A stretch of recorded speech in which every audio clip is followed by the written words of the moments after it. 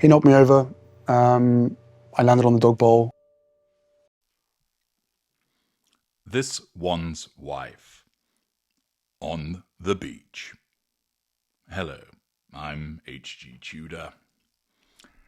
Well, it's summertime for those of you in the Northern Hemisphere, and you may well have already hit the beach or be planning to do so, catching the rays but alleviating the heat with a summer breeze drifting in from the sea over the coast.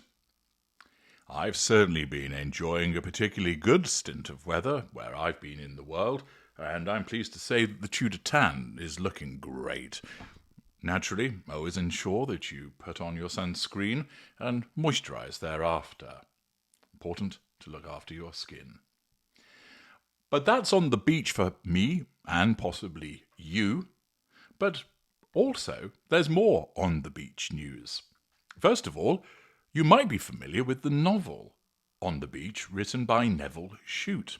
It was written back in 1957, and it's an apocalyptic novel. Neville Shute is a British author. He wrote it after he emigrated to Australia. The novel details the experiences of a mixed group of people in Melbourne as they await the arrival of a deadly radiation spreading towards them from the Northern Hemisphere, following a nuclear war some years previous. As the radiation approaches, each person deals with impending death differently. Now, you might be thinking, okay, why are you referencing being on the beach when you're writing about the nuclear apocalypse? Well, it follows the aspects of individuals being in the Navy. And when you're on the beach, that's the naval term for retirement from the Navy. It's an excellent book, and there is an audio book that's available, and it's been adapted twice as a film in 1959 and 2000. I haven't seen either of the films, although I fully intend to do so. I've read the book and listened to the audio book. It's set in 1963, and as mentioned, the setting is Australia. In the previous year, a short nuclear war had erupted, devastating most of the populated world, polluting the atmosphere with nuclear fallout, and killing all human and animal life in the Northern Hemisphere. The war, interestingly, began with a nuclear attack by Albania on Italy. Egypt attacked Israel with a nuclear weapon, destroying Tel Aviv, and the United States and the United Kingdom attacked Egypt. That sparked war between NATO and the Soviet Union, after which the Soviets and China destroyed each other. Some 4,000 Cobalt and other superbombs have been detonated. Global air currents are slowly carrying the lethal nuclear fallout across the intertropical convergence zone to the southern hemisphere. The only parts of the planet still habitable are Australia, New Zealand, South Africa, and the southern parts of South America, although they are slowly succumbing to radiation poisoning as well. Australia has effectively 8 months to live. Lacking oil, automobiles, and newsprint, Australians meander through a fatalistic existence that has suddenly lost meaning. People in Australia then detect a mysterious, incomprehensible Morse code-like radio signal originating from the American city of Seattle in Washington. With hope that someone has survived in the contaminated regions, one of the last American nuclear submarines, USS Scorpion, placed by its captain, Commander Dwight Towers, under Australian Naval Command, is ordered to sail north from its point of refuge in Melbourne to contact whoever is sending the signal. In preparation for this journey, the submarine makes a shorter trip to port cities in northern Australia, including Cairns, Queensland, Port Moresby, in Papua New Guinea, and Darwin, the Northern Territory. And it follows the reaction of individuals to this journey, but also those in Australia as the radiation creeps ever closer. That's On the Beach, and I'd certainly make recommendation that you read or listen to it. It's very well done. Oh, yes, On the Beach. Yes, Harry and this one's wife have been on the beach as well. I mean, let's be honest, they pale into insignificance, really, don't they, compared to the opportunity of catching some rays yourself and enjoying some time relaxing on the beach, or indeed enjoying the insight and emotional roller coaster that's provided by Neville Shute for people. But yes, this one's wife and Harry have turned up. They've been seen on a beach.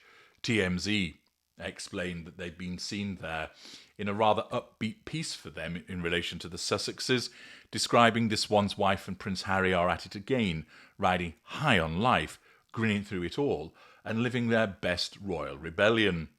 TMZ got the pics. Harry and this one's wife hit up Santa Claus Beach in Carpinteria, I think that's right, just outside Santa Barbara on Friday, soaking up the sun and teaching Archie how to catch some waves. 6-year-old Archie is already a little adventurer in the making. He's still in the early stages of surfing. While little Archie was busy catching waves, Harry and this one's wife kept it chill, watching from a distance, chatting with folks on the beach. While the UK's summer fades into its usual rainy misery, a bit harsh, it's actually been reasonable so far from what my friends have been telling me, not as good as where the summer I've been having elsewhere, but Harry's clearly loving every bit of the Cali sun, proving that the move to the States was the best decision ever. So there they are. They appear on the beach, and you've probably seen the photographs, so I'm not going to bother repeating them because it simply shows old chicken legs wearing an oversized blouse with her hat, wandering back and forth, and Harry with his shorts and t-shirt on and a baseball cap, keeping the sun away from his thinning thatch and the baldiness underneath. We don't see Archie, of course. I think there's laws that prohibit the publication of a picture which has been long-lensed, and it would appear that Lilibet doesn't get a mention, so maybe she was with one of the other nannies. It appears from some of the photographs that there was a nanny there in attendance also.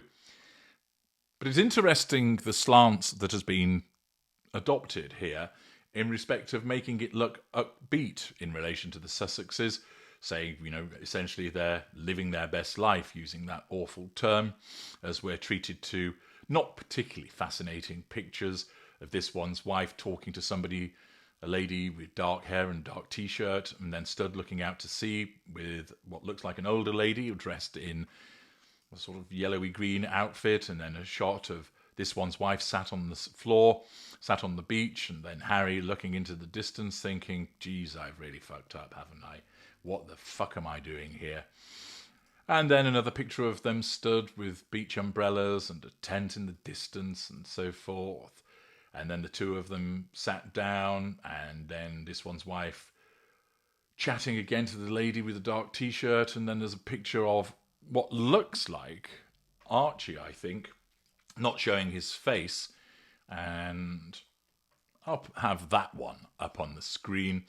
But it looks like there's a nanny or perhaps a surf instructor with him as he's heading out to surf, and old Chicken Legs is trying to catch up in the background as she's then seen chatting with somebody else.